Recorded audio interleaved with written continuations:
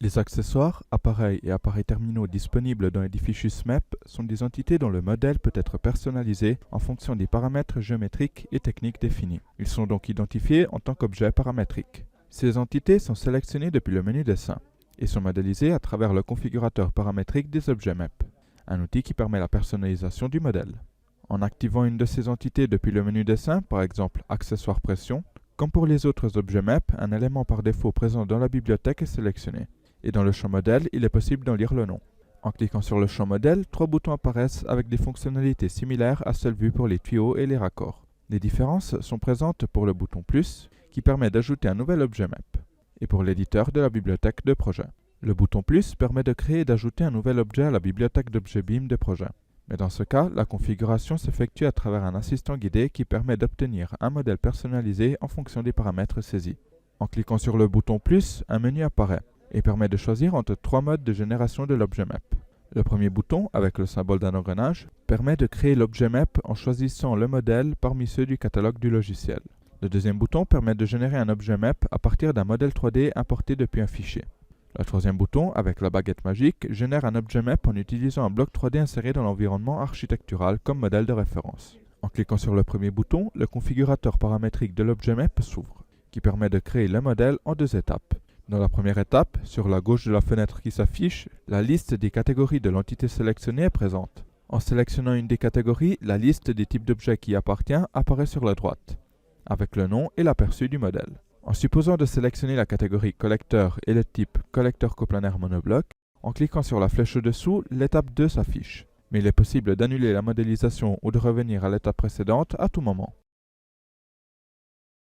Dans cette phase, une vue 3D est affichée sur la gauche, montrant l'aperçu du modèle accompagné d'étiquettes indiquant les positions des connecteurs. En s'agissant d'un environnement 3D, il est possible d'orbiter autour du modèle en utilisant le bouton droit de la souris, où il est possible d'utiliser le zoom pour en visualiser les détails. La catégorie et le type de l'objet sélectionné sont indiqués en haut à droite. La section Typologie objet contient tous les modèles disponibles, classifiés en fonction d'une ou plusieurs caractéristiques, en fonction du type d'objet sélectionné.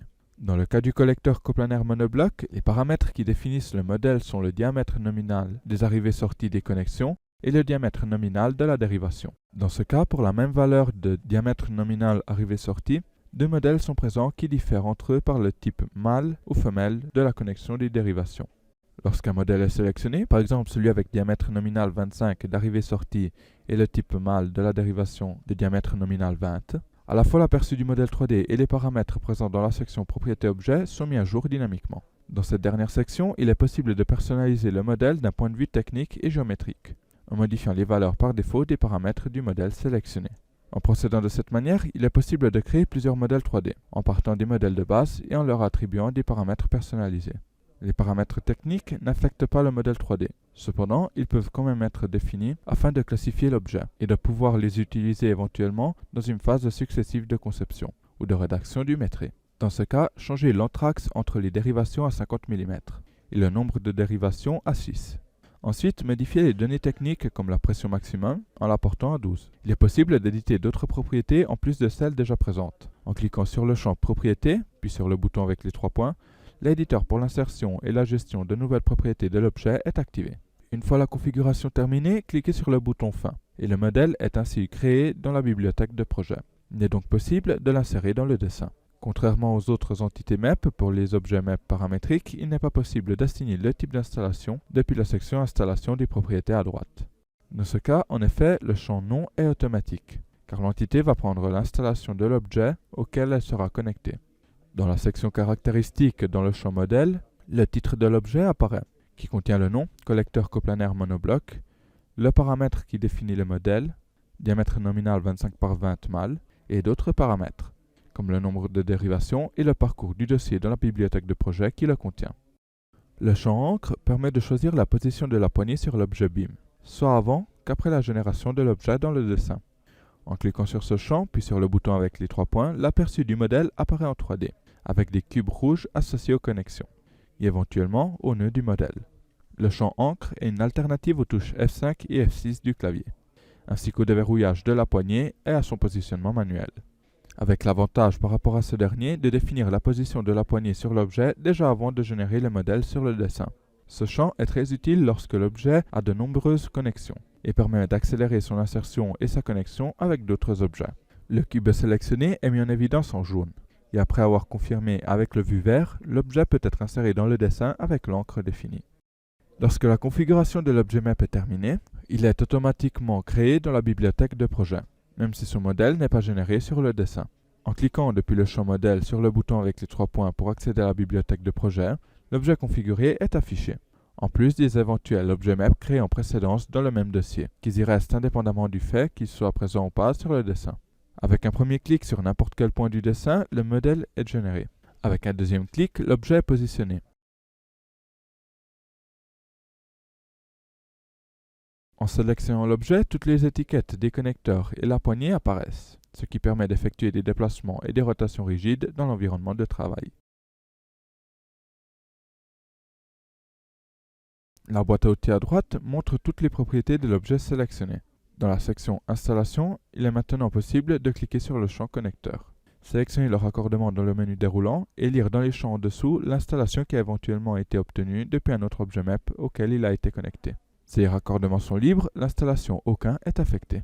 En fonction de la connexion sélectionnée, la section Raccordement est contextualisée et affiche le type, la forme et la dimension externe du raccordement. La section Géométrie montre les paramètres qui définissent le modèle. Dans ce cas, le diamètre nominal arrivée-sortie, le diamètre nominal dérivation, l'anthrax qui a été fixé à 50 et le nombre de dérivations qui a été porté à 6. Les paramètres techniques sont affichés dans la section Données techniques. Par exemple, la pression maximum qui a été fixée à 12. La deuxième option pour créer un nouvel objet map consiste à importer le modèle 3D à partir d'un fichier externe. Sélectionnez le type d'accessoire, d'appareil ou de dispositif à modéliser dans le menu Dessin. Sélectionnez le champ Modèle dans les propriétés, cliquez sur le premier bouton et sélectionnez l'option Créer un nouvel objet map en important le modèle 3D depuis un fichier. La fenêtre de l'assistant s'ouvre. Le processus d'importation et de génération du modèle est structuré en 4 phases, comme indiqué en bas à droite de la fenêtre. Au fur et à mesure de l'avancement des étapes, il sera toujours possible de revenir en arrière pour modifier les paramètres déjà définis. La première étape consiste à sélectionner un fichier d'un modèle 3D à importer, comme indiqué par le message qui apparaît à l'écran. Le fichier importé peut être de n'importe quel format. En cliquant sur le bouton Parcourir, il est possible d'atteindre l'emplacement du fichier à importer, de le sélectionner, puis de l'ouvrir. Une autre fenêtre s'ouvre, dans laquelle il est possible de voir l'objet importé complet de toutes ses informations. Une vue perspective de l'objet, qui peut être naviguée avec le bouton droit de la souris et qui contient 2 lignes orthogonales. Une verte pour identifier l'axe Y et une rouge pour identifier l'axe X. Un point rouge identifie l'intersection entre ces deux axes et correspondra au point d'insertion de l'objet dans le dessin. 3 vues plus petites en dessous montrent respectivement la vue de face, la vue depuis le haut et la vue latérale droite.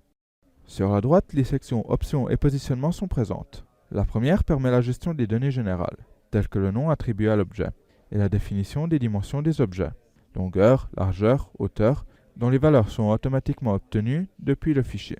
Cependant, il est possible d'intervenir sur ces dimensions, en les modifiant et si nécessaire en cochant l'option « Garder le rapport » pour ajuster les autres dimensions suite à la modification d'une d'elles. Le bouton « Réinitialiser » permet de restaurer les données obtenues par défaut depuis le fichier. Depuis la section « Positionnement », il est possible de gérer la rotation et le point d'insertion de l'objet. Pour la rotation, il est possible de choisir entre pivoter de 90 degrés et rotation libre. Les flèches en dessous permettent la rotation de l'objet dans l'espace, en fonction du choix effectué, donc sans tenir compte des axes, ou de 90 degrés sur chacun des 2 axes. Le modèle est repositionné dans toutes les vues et une fois le choix confirmé, il correspondra à son affichage quand il sera inséré dans le dessin. Depuis la dernière section, point d'insertion, il est possible de gérer le positionnement des axes X, Y et Z. Dans ce cas également, à l'aide des flèches, il est possible de déplacer les axes sur le modèle. Mais comme l'indique le message en dessous, le repositionnement des axes peut être effectué directement depuis les vues. À la fin de tous ces paramétrages, cliquez sur OK pour passer à l'étape successive. Dans la deuxième phase, indiquez d'abord une catégorie, puis un type d'objet qui correspond à celui du modèle importé. Les catégories et donc les types proposés sont ceux disponibles dans la bibliothèque pour l'entité sélectionnée dans le menu Dessin. Dans ce cas, sélectionnez la catégorie Générateur à combustion et le type Chaudière au sol avec écran. Passez à l'étape 3 pour confirmer. La troisième étape permet de gérer les caractéristiques de l'objet. Ici également, l'aperçu 3D navigable de l'objet est disponible. En fonction de la catégorie et du type choisi pour identifier l'objet, il sera possible de gérer des paramètres différents, répartis par typologie d'objet et propriété objet. La modification de ces paramètres n'affectera pas l'affichage de l'objet. Procédez à l'étape 4. Cette dernière étape est dédiée à la modélisation des connecteurs, donc à leur insertion et ou leur modification. Initialement, la boîte à outils latérale de cette fenêtre contient les champs titre, description, marque, modèle, norme, qui peuvent être modifiés. En cliquant sur le bouton Ajouter raccordement, il est possible d'ajouter un nouveau connecteur sur l'objet. Et depuis la boîte à outils latérale qui contient maintenant les informations du connecteur, il est possible d'en gérer les propriétés. En cliquant sur le bouton Fin, l'objet importé depuis Fichier est disponible pour être inséré dans le dessin, soit en 3D qu'éventuellement sur un niveau. Dans la boîte à outils des propriétés de l'élément ajouté, il est possible de retrouver tous les paramètres définis dans l'assistant.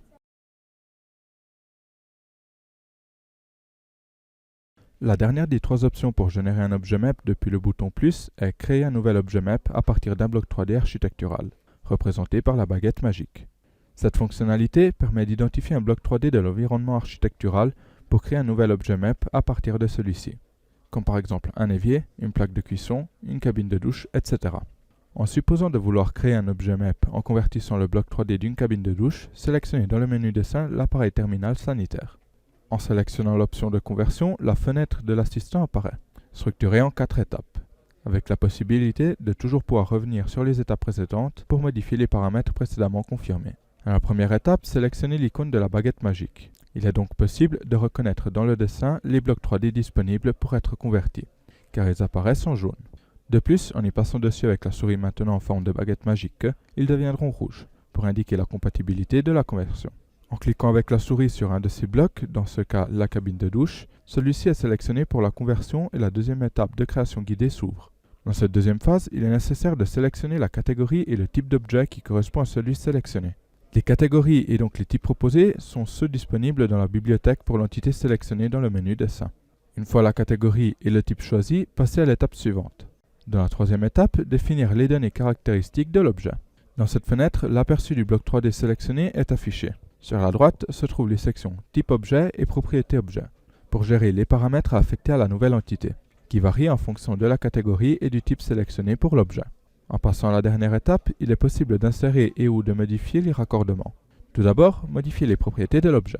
Titre, description, marque, modèle et norme. En cliquant sur le bouton Ajouter raccordement, il est possible de définir les connecteurs sur l'entité map, qui permettront de réaliser les connexions dans le projet. La configuration des connecteurs dans cette phase est la même vue précédemment. Il est donc possible de les positionner dans des points spécifiques et leur affecter une forme, éventuellement un type de raccordement et un type de profil, au-delà d'autres paramètres.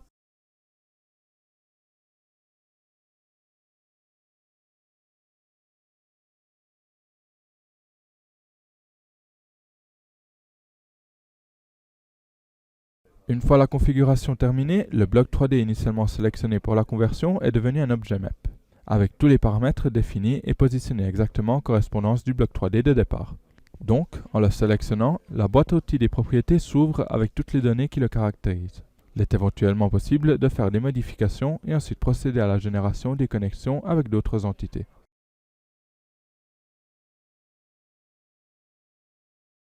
En ouvrant la bibliothèque de projet depuis le navigateur, la catégorie des blocs 3D a été mise à jour, avec la nouvelle entité configurée. Son profil dans la bibliothèque contient des images qui représentent la vue depuis le haut, le bloc 2D en plan et la vue principale du bloc 3D. De plus, dans la boîte à outils des propriétés, ces caractéristiques sont présentes, dont certaines sont modifiables. Par exemple, en cliquant sur le bouton avec les 3 points dans le champ Éditer modèle, il est possible de changer la taille de l'objet et son positionnement sur le dessin. Depuis la section matériaux, il est possible d'associer un autre matériau aux différentes parties composant le modèle. Pour le receveur de douche avec cabine, par exemple, il y a le receveur douche et le verre. Depuis le bouton avec les 3 points de chaque champ, il est possible d'accéder à la bibliothèque d'objets BIM pour choisir le matériau et la couleur de la partie sélectionnée. À la fin des modifications, l'entité déjà présente dans le dessin sera adaptée en fonction de nouveaux paramètres. Le deuxième bouton du champ modèle permet d'apporter des modifications à l'élément. En le sélectionnant, l'éditeur de la bibliothèque objet BIM de projet s'ouvre. La fenêtre de l'éditeur présente dans la partie centrale l'aperçu 3D de l'entité map. Le modèle peut être navigué et il est possible de visualiser les connecteurs dont il dispose, avec les étiquettes qui les identifient. À droite se trouve la boîte à outils des propriétés, appelée installation mécanique ou installation électrique, en fonction du groupe auquel l'entité appartient. Dans les deux cas, la boîte à outils est structurée en différentes sections avec différents champs, chacun contenant les informations relatives à l'objet. Plus précisément, les premiers champs définissent les propriétés descriptives de l'entité, telles que le titre, la marque et le modèle. Ensuite, les sections propriétés, caractéristiques, géométrie, données techniques, matériaux et annexes sont présentes, chacune avec des champs spécifiques liés à l'entité. Dans la section caractéristiques se trouve le champ modèle. En cliquant sur ce champ, un bouton s'active qui permet à son tour de sélectionner trois options. Modifier données. Sélectionner cette option active l'assistant pour éditer les données de l'entité. Comme spécifié par un message qui s'affiche à l'écran, les modifications sont apportées à l'objet MEP depuis le modèle 3D non paramétrique. Donc les variations des propriétés géométriques ne modifieront pas l'objet. Il est possible de modifier les valeurs en agissant sur les champs correspondants. En sélectionnant l'option Modifier modèle, l'assistant structuré en deux étapes s'ouvre, qui consiste en la sélection du type d'objet parmi ceux proposés en fonction de l'entité du menu dessin utilisé et la définition des données caractéristiques de l'objet.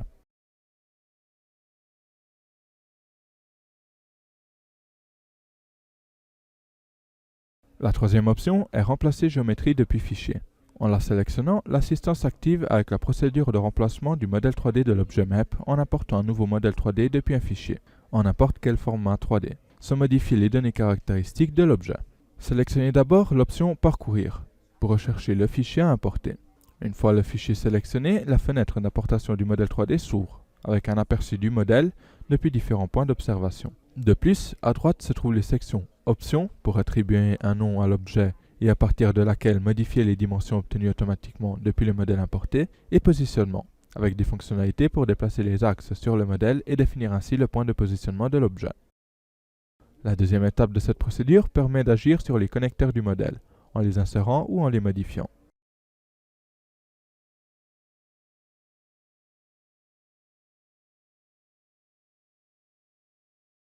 Donc, dans la fenêtre de l'éditeur, l'aperçu du modèle 3D sera mis à jour, ainsi que les propriétés dans la boîte à outils à droite. À la fin de la phase d'édition, les modifications précédemment enregistrées sont affectées à l'objet sur le dessin.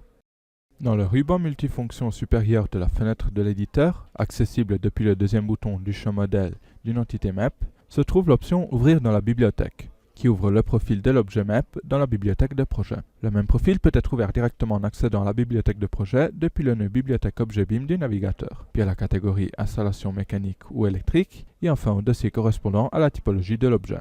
Dans la partie centrale de la fenêtre se trouve le modèle 3D de l'objet. Sur la droite, la boîte à outils Installation mécanique ou éventuellement Installation électrique. En bas, les icônes de toutes les entités appartenant à la même catégorie, donc au même dossier de la bibliothèque.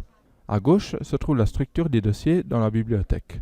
De plus, le ruban multifonction en haut, dans ce cas, contient des fonctionnalités supplémentaires. Plus précisément, il contient des fonctionnalités d'exportation et de partage, ainsi que des outils pour effectuer des modifications sur le modèle. La dernière section du ruban multifonction est en effet Outils. Il contient le bouton Modélisation solide à partir duquel choisir une des possibilités proposées pour modéliser l'objet, puis les boutons Modifier connecteur et Modifier modèle. En sélectionnant l'option Modifier connecteur, la fenêtre de l'assistant s'ouvre pour insérer et ou modifier les connecteurs. Sur le côté droit de la fenêtre se trouvent les informations relatives à l'entité MEP éditable, c'est-à-dire titre, description, marque, modèle, norme. La fenêtre comprend également un aperçu du modèle 3D de l'objet MEP, qui peut être navigué à l'aide du bouton droit de la souris et qui peut être zoomé pour une meilleure visualisation des détails. Les éventuels connecteurs que l'entité possède déjà sont visibles en bleu, positionnés au point approprié de l'objet et identifiés par une étiquette. En sélectionnant un connecteur sur l'objet MEP, la partie latérale avec les informations s'actualise et se compose de différents champs permettant de définir les informations le concernant.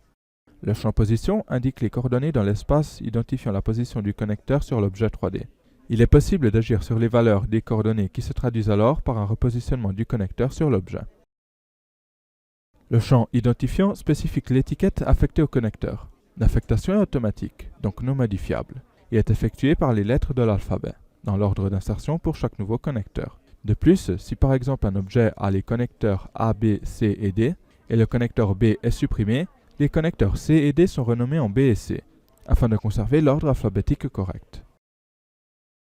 Le champ description permet d'éditer une description du connecteur, qui sera affichée à côté de l'identifiant dans l'étiquette du connecteur. Ensuite, le champ raccord dispose d'un menu déroulant pour choisir le type de raccord à affecter au connecteur, femelle, mâle, bride ou lisse. Par défaut, chaque nouveau connecteur ajouté se voit attribuer le type femelle, qui est responsable de la forme à anneau du connecteur. En variant le type de raccord, la forme du connecteur change. En choisissant par exemple un raccord de type bride, le connecteur apparaîtra comme un disque avec un trou central. Le champ forme permet de choisir entre les options ponctuelles ou surface. La première attribue au connecteur la forme de raccord précédemment sélectionnée. Il permettra donc la connexion de l'entité MEP dans la position précise du connecteur. La deuxième, au contraire, rend une partie de la surface de l'objet sensible à la connexion. En sélectionnant ce deuxième type, beaucoup des champs de la boîte à outils seront désactivés, car leurs propriétés n'appartiennent pas à un connecteur de surface. En laissant la sélection sur la forme ponctuelle, le champ typologie permet d'attribuer une forme circulaire ou rectangulaire au connecteur, en changeant à nouveau l'apparence du connecteur sur l'objet. Pour chacun des deux types, il sera possible de gérer la valeur de certains paramètres. Épaisseur, base externe et hauteur externe dans le cas d'un profil rectangulaire. Épaisseur et diamètre externe dans le cas d'un profil circulaire. Pour ajouter un connecteur à l'entité MEP, cliquez sur le bouton « Ajouter raccordement ». Les accrochages facilitent le positionnement du connecteur sur l'objet. Au premier clic, le connecteur avec la forme et le profil définis s'affiche en transparence. Au deuxième clic, il est fixé dans la position choisie. Dans le cas d'un connecteur de surface, la zone identifiée pour la connexion est colorée en jaune. Le connecteur ponctuel, quant à lui, sera de couleur bleue et aura une forme qui correspond au profil défini dans les paramètres.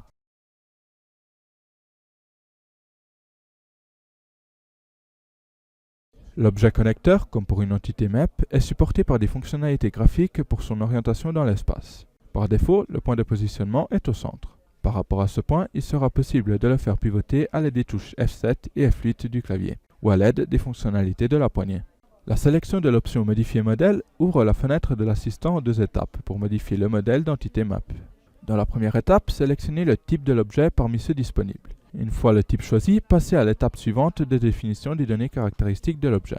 Pour modifier la sélection du type, il est toujours possible de revenir à l'étape précédente. Dans la phase de définition des données caractéristiques, une vue du modèle 3D de l'entité choisie s'affiche, auquel sont associés les connecteurs prévus. À droite se trouve la boîte à outils des propriétés spécifiques au type sélectionné, et dont les valeurs peuvent être modifiées dans les limites fixées pour chaque propriété.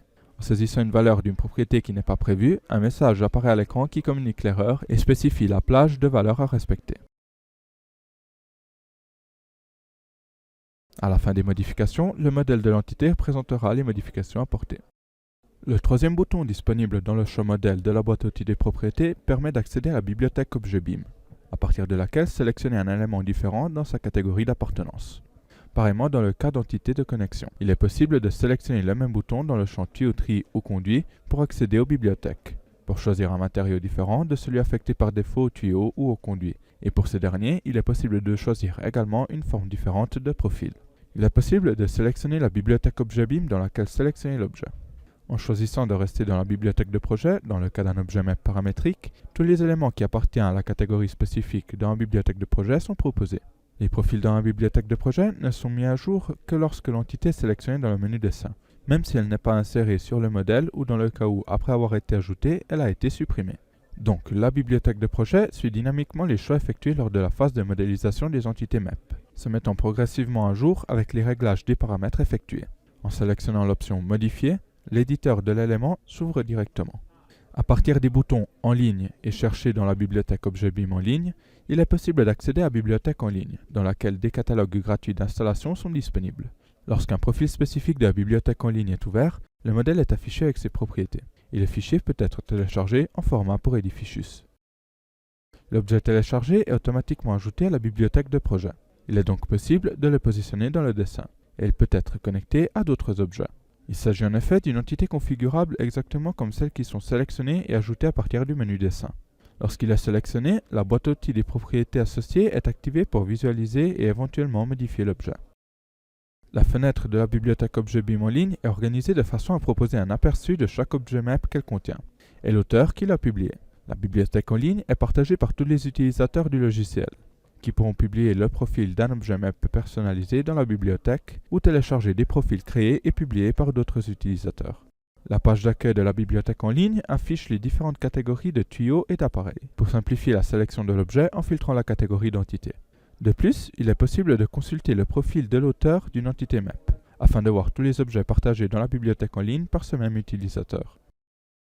Il est aussi possible d'organiser les objets selon différents critères, les plus visualisés ou téléchargés, les plus mis à jour ou les plus récemment ajoutés.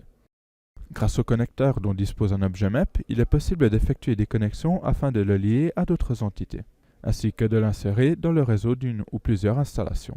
Chaque entité map possède par défaut des points ou des surfaces de connexion. Des connecteurs supplémentaires ou différents peuvent être configurés à l'aide de l'éditeur de connecteurs de l'objet map, comme vu précédemment. À titre d'exemple, l'on envisage d'ajouter deux entités au projet. Dans le groupe Installation mécanique, sélectionnez l'objet Appareil, tandis que dans le groupe Installation électrique, sélectionnez une boîte de jonction.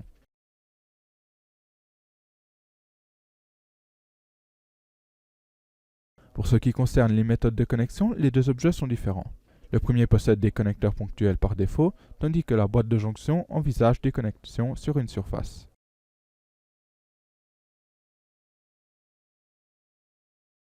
Les connexions peuvent être gérées soit sur les niveaux qu'en travaillant dans la vue 3D. Cependant, avec l'affichage sur le niveau, les connexions seront limitées aux connecteurs visibles dans cette vue. Au contraire, dans la vue 3D, il est possible de naviguer autour de l'objet et donc identifier tous les connecteurs. Pour effectuer les connexions, sélectionnez dans le menu dessin le profil du tuyau, conduit ou toute entité de connexion insérée. L'installation affectée au tuyau sera automatiquement transmise à l'objet map auquel elle sera connectée.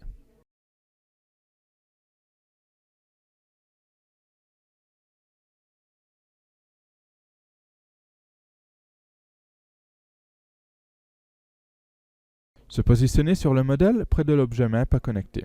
Des cercles ou des surfaces verts s'affichent sur les connecteurs, en fonction du type, si ponctuel ou de surface. Il s'agit des accrochages qui indiquent les raccordements libres disponibles pour effectuer la connexion, mais ils n'identifient pas la compatibilité de la connexion. En positionnant la souris en correspondance du raccordement libre, l'accrochage devient jaune, en permettant d'effectuer la connexion d'un simple clic de la souris. Dans le cas d'un connecteur ponctuel, en cliquant sur l'accrochage jaune, le logiciel propose éventuellement de choisir entre la dimension la plus adaptée au raccord sélectionné ou la dimension sélectionnée depuis catalogue. Dans le premier cas, si l'entité choisie pour créer la connexion n'est pas effectivement adaptée à la connexion à modéliser, un message d'erreur apparaît qui avertit de l'incompatibilité du profil sélectionné.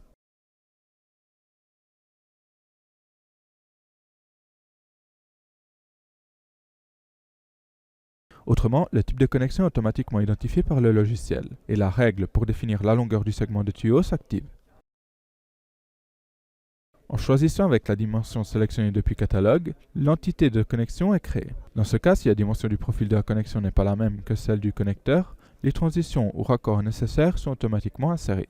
La direction du tuyau, dans ce cas, est déterminée par l'orientation du connecteur. Par conséquent, le rapporteur et le cube directionnel ne sont pas disponibles. Une fois que la première section du tuyau a été réalisée, il est possible de les utiliser pour procéder dans une direction différente, avec la création des raccords automatiques nécessaires grâce au mode Smart Map.